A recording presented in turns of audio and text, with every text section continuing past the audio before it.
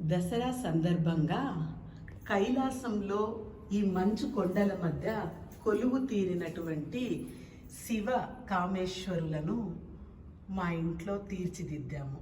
ఎంచక్క శివుడు చక్కగా రెడీ అయ్యాడు తన యొక్క వృషభ వాహనముతో కలిసి.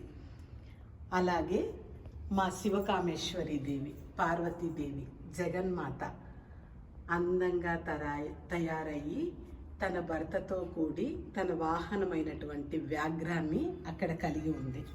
అలాగే వాళ్ళ పెద్దబ్బాయి గణపతి, ఆయన వాహనమైనటువంటి మూషికరాజు.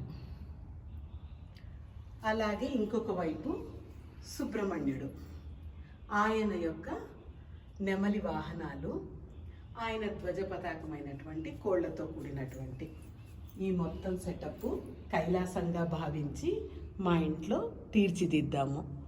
ఎలా ఉందో చెప్పండి.